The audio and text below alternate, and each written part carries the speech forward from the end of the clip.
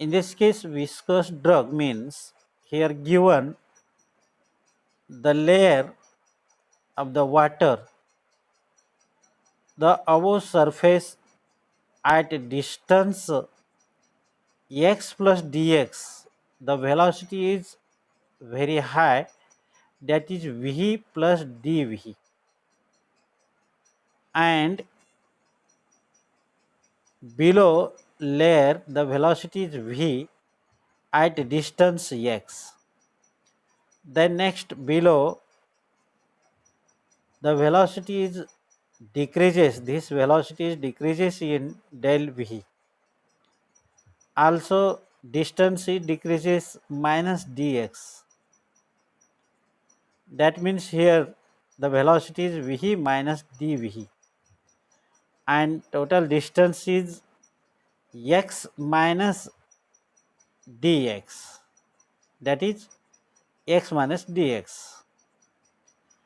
Then here we using only dv and dx, but viscous ड्रगची definition इथे एक दिलेली आहे, ते बघूया काय म्हणते.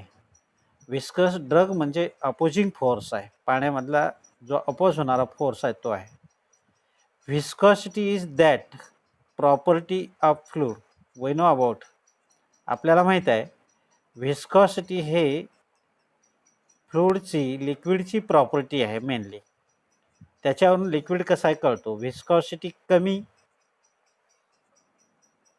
विस्कॉसिटी जर कमी असेल त्याचा फ्लो जास्त असेल, विस्कॉसिटी जास्त असेल तर त्याचा फ्लो कमी असेल. आपण उदाहरण बघितलंय पाणी आणि मध. By virtue of which the relative motion between different layer of fluid experience a dragging force. आपण आत्ता बघितलं हे रिलेटिव्ह मोशनमध्ये या लेअरमध्येही अपोजिंग फोर्स होतो, ड्रग फोर्स होतो. आता मी इथे उदाहरण दिलं, हा बॉटम लेवलचा जो स्टेशनरी लेयर आहे तो फिक्स लेयर आहे. जमीन म्हणजे दगड माती जे काही तळ असेल तो स्टेशनरी आहे. त्याच्यावरचा जो थर असेल पाण्याचा तो हळूहळू वाहणारा असेल, कारण काय त्याला हे अपोजिंग करतात. स्टेशनरी असलेले दगड माती जे काही मध्ये पाण्याच्या बुडाला असतील ते त्याला अपोज करत असतात. कशी तरी त्याची व्हेलॉसिटी वाढते आणि त्याच्या लेयरला थोडीशी व्हेलॉसिटी वाढते. त्याची व्हेलॉसिटी अति वाढली असती, पण त्याच्या खालचा थर थोडासा स्लो आहे. स्लो असल्यामुळं त्याला तेवढीशी गती मिळत नाही, तरी पण गती मिळते. असं वरच्या लेयरला जसं येत जाऊ तशी व्हेलॉसिटी वाढत जाते. मग आपण इथे commonly velocity v at near to top असं कन्सिडर केलं आहे, आणि त्याच्यावरची velocity change in d v प्लसनी केलं आहे आणि खालची व्हेलॉसिटी चेंज इन व्ही मायनसनी केलं आहे. तसंच distance d x positive d x minus. मग आता हे एकमेकांना घर्षण फोर्स तयार होतात, अपोजिंग होतात, म्हणजे तो ड्रग फोर्स आहे. असो, मग आता पुढचा भाग म्हणजे ग्रॅडियंट व्हेलॉसिटीकडचा आणखीन इथला point. In liquid the viscous drag is due to short range molecular cohesive force. आता इथे कोहिसिव्ह फोर्सच असणार आहे. प्रत्येक लेयरला तेच जातीचे काय असणार आहेत, लिक्विड मॉलिक्युल असणार आहेत, आणि त्याच्यामधला जो काही अपोजिंग फोर्स असेल तो कोहिसिव्ह फोर्सच असणार आहे. इन गॅस, तसंच गॅसमध्ये देखील it is due to collision between fast moving molecules.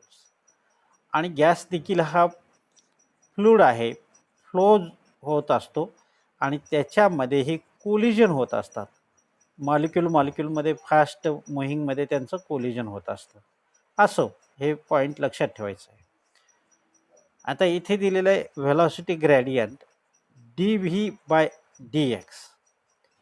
D V काय, चेंज इन व्हेलॉसिटी आहे. डी एक्स काय, चेंज इन डिस्टन्स आहे किंवा डिस्प्लेसमेंट म्हणा. मग ह्याला आपण नेहमीप्रमाणे काय म्हणू शकतो, the rate of change of velocity dv with distance dx measured from a stationary layer. Stationary layer पासून मोजमाप केलेलं जे काय असेल इज कॉल्ड व्हेलॉसिटी ग्रेडियंट, म्हणजे D V by D X अशा टाईपचा हा व्हेलॉसिटी ग्रेडियंट म्हणून एक मार्कला डेफिनेशन विचारू शकतं. आता पुढचा भाग, यानंतरचा भाग आहे coefficient of viscosity. Page number 37 वरचा आहे, sub article coefficient of viscosity. आता कोएफिशिएंट ऑफ विस्कॉसिटी कोण असेल, इथे खालच्या आर्टिकलमध्ये दिलेलं आहे पहा. वरचं काय दिलेलं आहे, F is directly proportional to A into D V by D X. What is A? A is the area of layer and D V by D X काय असेल, D V by D X हे आत्ताच आपण पाहिलं gradient velocity असेल, gradient velocity. आणि इथे सम constant नीटा N सारखा दिलेला, आणि तो काय असेल तर तोच कोएफिशिएंट ऑफ विस्कॉसिटी असेल. मग त्याची डेफिनेशन आपल्याला इथे करायचं आहे. हा कोण आहे, फोर्स आहे. Force is directly proportional to area of layer. आणखीन पर युनिट किंवा also directly proportional to gradient velocity अशी याची डेफिनेशन असेल.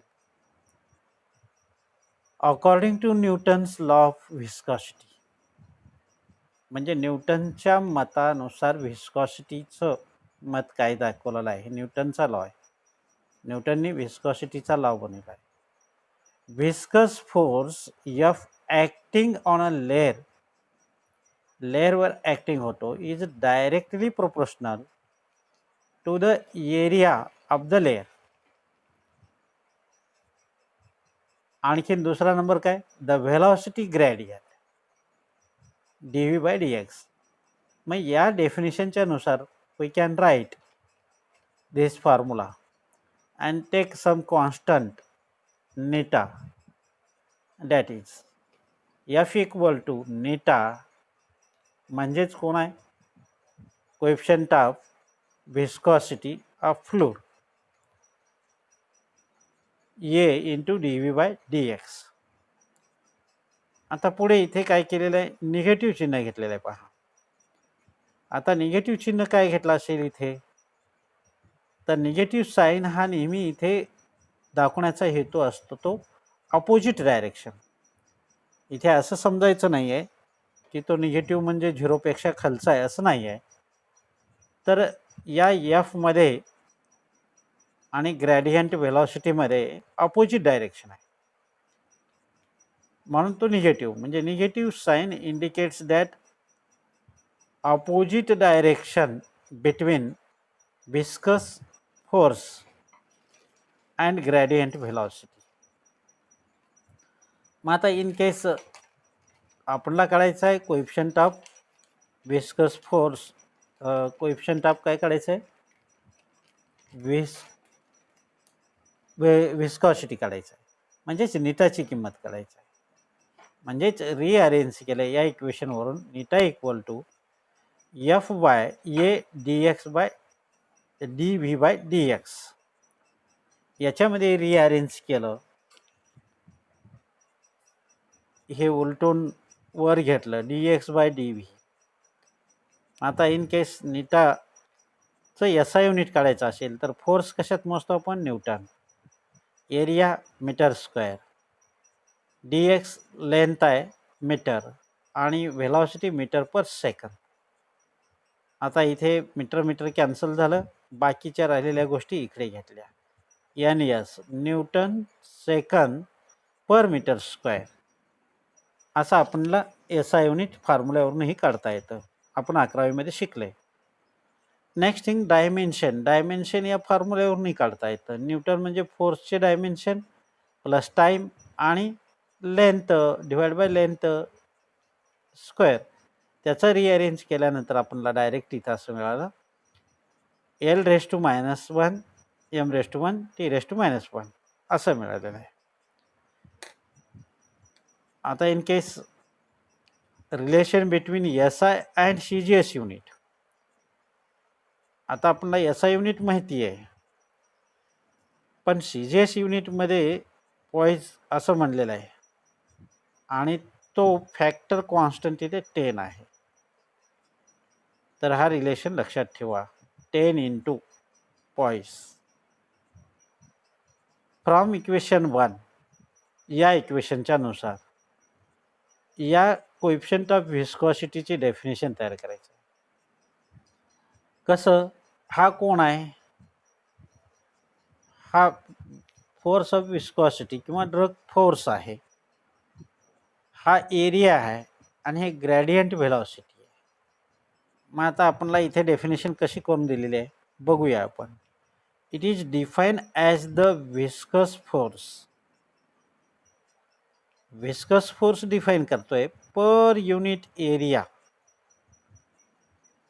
And also per unit velocity gradient. अशा टाईपचे त्याचे डेफिनेशन आपण त्या फॉर्म्युल्यावरून केलं. आता इन केस एक नोट दिलेली आहे, where is the area of layer which parallel to the direction of flow. आतापर्यंत एरिया जो म्हणलेला आहे तो एरिया कोणता आहे, एरिया ऑफ लेअर आहे आणि तो पॅरलल फ्लोला असतो. आता आपण जसं बघितलं पाठीमागच्या आर्टिकलमध्ये व्हेलॉसिटी दाखवलेले आहेत, वेगवेगळे लेअरची व्हेलॉसिटी दाखवलं तो. आता पुढचं आर्टिकल आहे स्टोक्स लॉ. इथे काय केलेलं आहे पहा, 2 डायग्राम दाखवलेले आहेत, पुस्तकात एकच आहे. हा वरचा जो लाल दिसतोय पहिल्या डायग्राम मधला तो स्पेरिकल बॉल आहे, छेरा आहे, आणि खालचा भाग लिक्विड आहे, एखाद्या भांड्यामध्ये, उंच भांड्यामध्ये लिक्विड भरलेला आहे. तर त्याचं व्हिस्कस लिक्विड म्हणजे त्याची व्हेलॉसिटी व्हिस्कस डाऊनवर्ड डायरेक्शन दाखवलेली आहे, लेअर दाखवलेले आहेत, आणि त्या बॉलला आपण सोडलं तर काय होईल, तर तो लेयर कसा होतोय बघा. आपण त्या 2 लेयरच्या आतमध्ये जर सोडला आहे तर ते 2 लेयर कशी जागा देत जातात, इथे जागा देत जातात, म्हणजे तो डाऊनवर्ड डायरेक्शननी हा बॉल जातो त्यावेळेस त्याला जागा देतात, त्या लेयर क्रॉस होतात. मग ती 2च लगतच्या लेयर नाही तर सर्वच लेयर क्रॉस होतात आणि त्याला जागा देतात. जसं की रस्त्यामध्ये गर्दी असेल आणि एखादा वाहन आला तर त्या वाहनाला कसं साईड देतात, जिथे जिथे वाहन आहे तिथे तिथे त्या व्यक्ती सरकतात, माणसं सरकतात, आणि तो वाहन निघून गेल्यानंतर परत पूर्वत लाईन तयार होते माणसांची जायची. तसंच इथे देखील हा जो वॉटर लेयर आहे व्हिस्कस, हा तसाच इथेही साईड दिलेला आहे. त्या संदर्भामध्ये आपल्याला बघायचं. इन केस आता चॅप्टर संपत येतोय तर तिथे दिलेलं आहे, काय म्हणले, sir stoke state this law. हा स्टोक्स लॉ आहे, त्यांनी डिस्कस काय केले पहा. The viscous force F V acting on a small sphere. या डायग्राममध्येही बघूया आपण. इथे ज्यावेळेस तो आतमध्ये येतोय त्यावेळेस तुम्हाला क्लिअर दिसत नाही आहे, इथे येताना इथे एक व्हेलॉसिटी दिसते, ती व्हेलॉसिटी व्ही एफ. ही व्हेलॉसिटी काय होते, acting on a small sphere, या स्मॉल स्पेअरवर ॲक्ट होत असते, which following through the viscous liquid. जे व्हिस्कस लिक्विडमध्ये जाते ती, आणि ती कशी जाते, is directly proportional to the radius of the sphere. या स्पेअरचं radius and velocity through the liquid, आणि मध्ये येण्याची व्हेलॉसिटी जी असेल ती. आणखीन एक आहे कोएफिशियंट ऑफ व्हिस्कॉसिटी, नेटा, यावर अवलंबून असतो. म्हणजे ते थोडक्यात तुम्हाला मी इथे सांगतो. हा फोर्स जो खाली येण्याचा जो रेट फोर्स आहे एफ व्ही, तो कुणावर अवलंबून आहे? R. What is R? R is the radius of sphere. तो जो गोलाकार बॉडी आहे त्याचा स्पेअरचा रेडियस आहे, आणि व्ही कोण असेल? त्याची व्हेलॉसिटी असेल, आणि दिस एन नीटा काय असेल?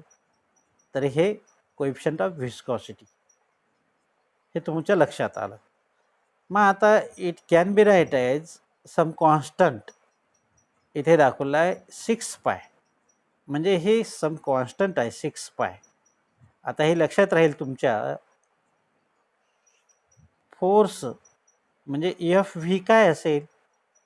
ज्या वेळेस हा आतमध्ये येत असतो इथे, त्यावेळेस या बॉलला जी व्हेलॉसिटी, जे फोर्स मिळते खाली येण्याची, तो आहे. ठीक आहे. मग आता पुढचा आर्टिकल आहे, छोटासा आहे, मग चॅप्टर संपतोय, म्हणून कंटिन्यू घेऊया आपण. Terminal velocity. आता त्या बॉलची टर्मिनल व्हेलॉसिटी काय असेल? इथे डायग्राममध्ये दाखवलं आहे. हा बॉल सहजासहजी डाऊनवर्ड डायरेक्शन येत नाही. या ठिकाणी तो येत असताना वरचे पण फोर्स ॲक्ट होतात आणि खाली पण होतात. मग आता खाली त्याचा वेट आहे एम जी, डाऊनवर्ड डायरेक्शन, हा एक आहे. आणि वर अपथ्रस्ट फोर्स म्हणजे एफ यू. आपण पाठीमागे बघितलं एफ व्ही. एफ व्ही या स्पेरिकल बॉलचा होता फोर्स आत खाली येण्याचा, आणि अपथ्रस्ट फोर्स हा या लिक्विडमधला आहे फोर्स. आणि तसंच व्हिस्कस फोर्स, आणि व्हिस्कस फोर्स एफ व्ही इथे दिलेला आहे. म्हणजे तो लिक्विड कोणत्या प्रकारचा आहे? क्विक पास करणार आहे का तुपासारखा घट्ट असणार आहे किंवा मधासारखा असणार आहे? मग त्याचा व्हिस्कस फोर्स त्याच्यावर अवलंबून आहे. म्हणजे या दोन अपवर्ड फोर्सची बेरीज बरोबर डाऊनवर्ड फोर्स म्हणजेच वेट, त्यावर त्याची व्हेलॉसिटी असते. त्याला टर्मिनल व्हेलॉसिटी या मार्फत आपल्याला काढायचे. काय म्हणले? A spherical ball fall freely in liquid as shown in below, दाखवलं आहे. तर पुढचा वाक्य आहे, where a spare ball falls freely in liquid. आता इथे फॉल्स होते, फ्रीली तो खाली येतोय. त्यावेळेस काय होतं? Downward force M G is equal to upward force. आता अपवर्ड फोर्स किती आहेत? 2 आहेत. कोणकोणते आहेत? Viscous force plus upthrust force, due to लिक्विडमुळे तयार झाला तोही.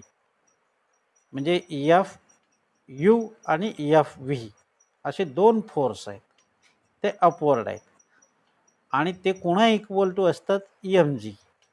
मग एम जी ग्रेटर असेल तर तो खाली येऊ शकतो, अन्यथा मग त्या दोघांच्या ह्याच्यानं तो वरच राहू शकतो. ठीक आहे. नंतरचं, in this case M be the mass of the sphere, म्हणजे स्पेरिकल बॉबचा आहे. मग त्याचं आपल्याला काय करायचं आहे? In terms V into rho, म्हणजे डेन्सिटी. आपल्याला फॉर्म्युला माहीत आहे, density is equal to mass by volume. आता हा व्ही म्हणजे व्हेलॉसिटी नाही आहे इथे, हा व्ही म्हणजे व्हॉल्यूम आहे. डेन्सिटी बरोबर फॉर्म्युला काय? Mass by volume. मग आता मास इज इक्वल टू काय? Volume into density. मग आता व्हॉल्यूम ऑफ द स्पेअर काय? व्हॉल्यूम ऑफ द स्पेअर आपल्याला माहिती आहे formula, 4/3 pi R cube. What is R? R be the radius of the या स्पेरिकल बॉबचा आहे. तर अशा टाईपचं आपल्याला मासची किंमत मिळालेली आहे. हे ए म्हणलं आपण. मग आता पुढे त्याच्या दुसरी एक किंमत काढायची आहे, विस्कस फोर्स. इथे आहे पहा, हे विस्कस फोर्स काढायचं. मग हे विस्कस फोर्स आपण आत्ताच पाठीमागच्या आर्टिकलमध्ये काढलेला आहे. तो म्हणजेच 6 पाय नेटा आर व्ही. हे ए बी झाले, ऑलरेडी आपण पहिलं काढलेलं आहे. आता अपट्रस्ट फोर्स म्हणजे काय? आउटंट फोर्स ड्यू टू लिक्विड. लिक्विडमुळे तयार झाला असतो आणि तो force mass into acceleration due to gravity म्हणलेलं आहे. म्हणजे mass of liquid like sphere. आता हा कोण आहे लक्षात घ्या, इथे मास ऑफ लिक्विड म्हणलेला आहे. मास ऑफ हा नाही आहे, कोण? मास ऑफ स्पेअर नाही आहे. स्पेअरला जेवढा लागतो जागा तेवढं पाणी बाजूला हटतं.